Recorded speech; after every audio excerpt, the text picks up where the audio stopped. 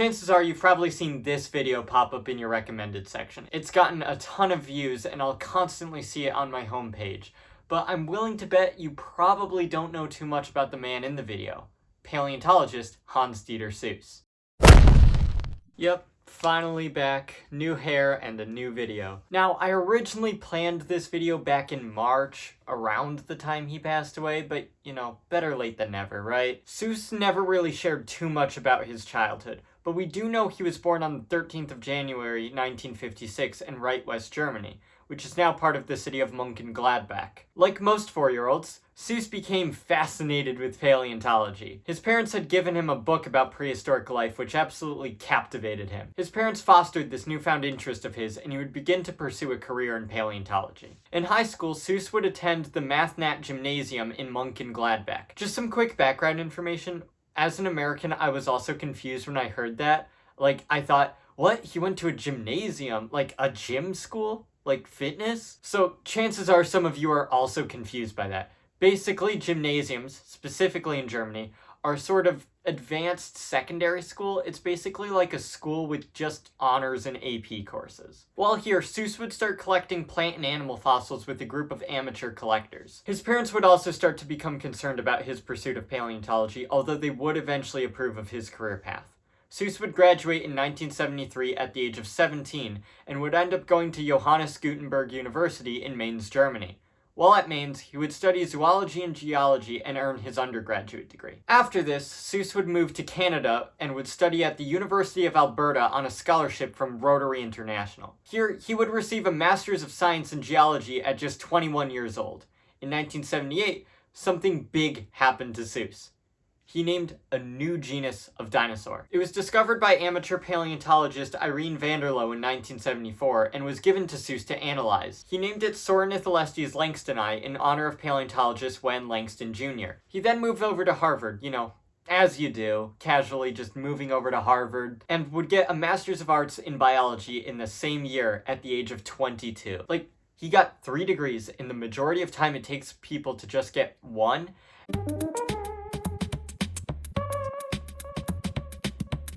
And also described a new dinosaur. That is absolutely insane. While at Harvard, Seuss would meet scientists such as Ernest Williams and renowned paleontologist Stephen Jay Gould, whom he apparently learned some cool poker tricks from. In 1880, Seuss would name yet another dinosaur, Zephyrsaurus. It was an early Cretaceous dinosaur that is still very incomplete to this day. 3 years later, he described another dinosaur, this time with paleontologist Peter Galton. It's everyone's favorite dinosaur that may or may not be valid.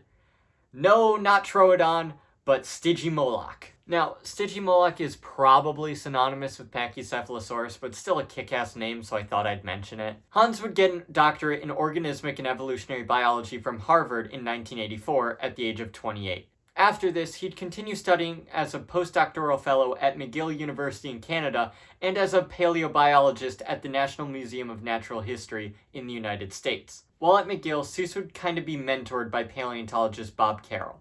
Carroll would help grow Seuss's interest in reptiles and amphibians while they worked together. Hans was very fond of Carroll and would later say that he was one of the leaders of the field during the late 20th, early 21st century. Also around this time, Seuss would begin his professional career with early amphibians.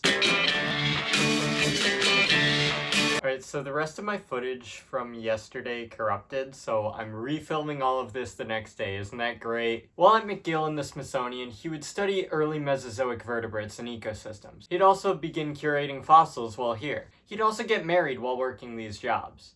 In 1992, he became the curator of vertebrate paleontology for the Royal Ontario Museum in Toronto. In 1997, he'd also take up a teaching job at the University of Toronto, where he was a professor of zoology, because paleontology on its own does not pay. You're definitely going to need another job. The same year, he co-authored a paper with Ebert Frey and Wolfgang Munk about Coelorevosaurus, this Triassic weirdo which you've probably seen before. In this paper, they concluded that the weird structures on the animal's ribs were made for gliding, making it the earliest known gliding vertebrate. Before this, the structures were hotly debated, with some believing they belonged to a completely separate animal altogether. Just a year later, in 1998, at the age of 40, Seuss would be elected a fellow at the American Association for the Advancement of Science. What this means is that he was seen as a person that had dedicated a hefty amount of effort to paleontology and advancing the field, so his peers honored him for this. In 1999, Seuss was made Vice President of Collections and Research at the Royal Ontario Museum. This was a huge position, and his career would only continue to flourish from here. In 2000, he would graduate from the Museum Management Institute, now known as the Museum Leadership Institute. This program basically helped him learn better leadership skills for museums, opening a lot more prestigious jobs for him. In 2002, at the age of 46, Seuss would leave his teaching and curation job in Toronto and would head to Pittsburgh, where he would become the curator of vertebrate paleontology and associate director for science and collections at the Carnegie Museum. He was a major force in the Dinosaur Hall exhibit, helping to expand it. He would also become the president of the Society of Vertebrate Paleontology around this time. But the next year had a lot more in store for him. First, he was elected a fellow of the Royal Society of Canada. Pretty cool, right? Oh, also, he got a fucking dinosaur named after him. Hansusia is a tiny pachycephalosaurid from the late Cretaceous, described by paleontologist Robert Sullivan. Its species name honors another famous paleontologist, the legendary Charles M. Sternberg, meaning its name honors two paleontologists, Hans Seuss and Charles Sternberg. Hansusia Sternbergi, or Sternbergi. Both of those work. When talking about Hansusia, Seuss jokingly said it's like a backhanded compliment, like they were calling him a bonehead. Seuss would leave his job at Carnegie Museum and would return to the Smithsonian in 2005. Here he would be the Associate Director of Science and Collections. This would be the last senior administration job he would hold, as he would return to the Department of Paleontology in 2009 at the age of 53. See, it's like poetry, it rhymes. Here he would train and teach new paleontologists to the point where many modern paleontologists have been influenced by him. The same year, he would describe yet another dinosaur, Levnisovia. It was an early hadrosaur, and that's pretty much all we know about it. In 2010, he was given the Alexander von Humboldt Prize for Excellence in Research and Teaching. This is basically an award for lifetime dedication to research and teaching, as you can tell by the name. He would also publish a book titled Triassic Life on Land, The Great Transition. This was the culmination of his research in the late 2000s on the Triassic. Originally, it was thought dinosaurs immediately took over after the PT mass extinction, but in reality, it was more of a slow transition to dinosaur rule that completed after the Triassic mass extinction. Seuss's research on the Triassic helped support this. The very next year, he would go on to describe yet another dinosaur.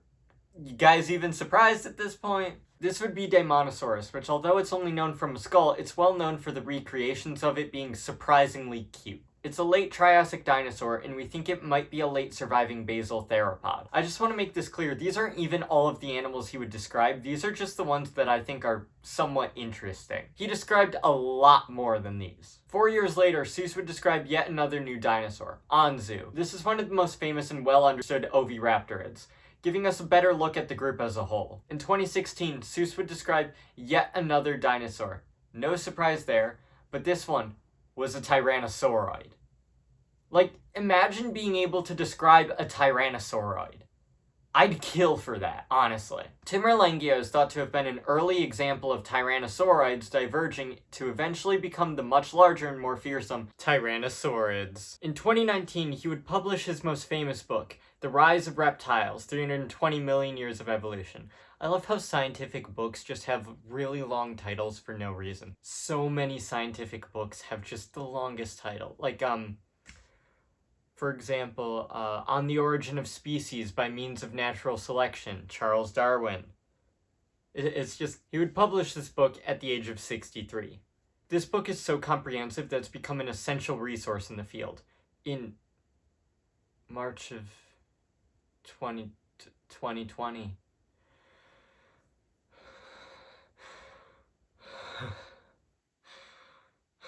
Hey, so fun fact that you guys have probably never heard, but did you know that the class of 2020 never got a graduation? In March of 2020, Seuss would start featuring in YouTube videos for the Smithsonian where he would answer paleontology questions.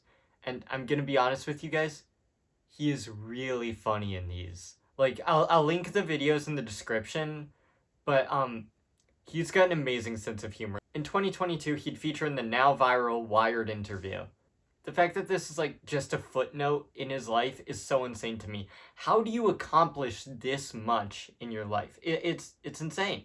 Throughout the 2020s, he would continue to write papers on certain subjects and continue to describe new genre. In February of 2026, he would co-author the discovery of yet another new animal, this one being Tyrannorodor. It was a late Carboniferous tetrapod with adaptations showing it had derived herbivory. This would be the last paper authored by Seuss published while he was still alive. He would unexpectedly pass away in his home in Virginia later that month at the age of 70. Many colleagues shared their remorse, with British paleontologist Darren Naish, known for being one of the authors of All Yesterdays, writing an obituary for him. He would state, "His death represents a significant loss in the field of vertebrate paleontology, and to the broader museum and research communities he served with distinction." Seuss contributed so much to the field of paleontology. Remember, I didn't even include everything that he did, just the highlights. His most recent paper was published posthumously in March. It details the research of an ulna of a duckadon and what it means for their forelimb morphology.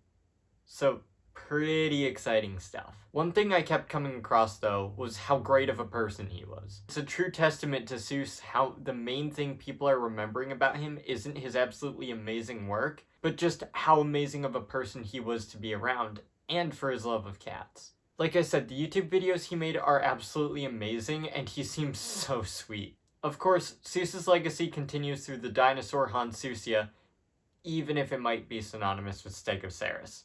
Not even joking, while writing the script for this video, the Hansusia Wikipedia page was merged with Stegosaurus's. Seuss also lives on through his book, which will continue to teach students far into the future. During his life, Hans authored over 150 peer-reviewed papers and has had his work cited over 12,000 times. His impact on the Smithsonian Museum also can't be overstated. It's one of the best museums in the country and continues to be due to his influence. His influence has also shaped our understanding of reptiles, early amniotes, and their evolutionary lineage. The field of paleontology is infinitely better because he chose to contribute to it. He also said something on a Reddit AMA that I'm going to try and quote as much as possible. It is, "People who include Dimetrodon in dinosaur toy sets deserve a special place in hell." And he put like a little analog smiley face, which is really cute. Earlier I mentioned how he said Bob Carroll was one of the leaders in his field during the late 20th and early 21st century. But I feel like a case could be made for Hans Seuss himself. Alright, thank you guys so much for watching this video. I had a lot of fun making this one too. And I might be the leading expert on Hans Dieter Seuss now. Well, other than his family. But, and people that knew him in life, I guess. But, you know what I mean. Oh yeah, one of my videos got copyright claimed, and it's not the one where I used a minute of a Tally Hall song. It's the stupid Spinosaurus one where I used what I thought was royalty-free music, but apparently not. So that's fun. Oh yeah, here's the thumbnail for the next video in this series. I mean, this one's pretty obvious, so I think you guys will get it. Let me know who you want me to cover in this series in the comments, because I'm kind of running out of ideas. However, there is one paleontologist who I refuse to cover. The content flow is probably gonna slow down as well. I know I just came back from a 2-month hiatus, but my phone is starting to run out of storage. Even though I'm deleting all of these after I get them on my computer, but my phone's starting to run out, and research is very hard. So, yeah. But I will definitely still be making videos. I'm not quitting. It's going to be slower than one per week. So I hope you guys enjoyed this video, and I hope to see you guys in the next one.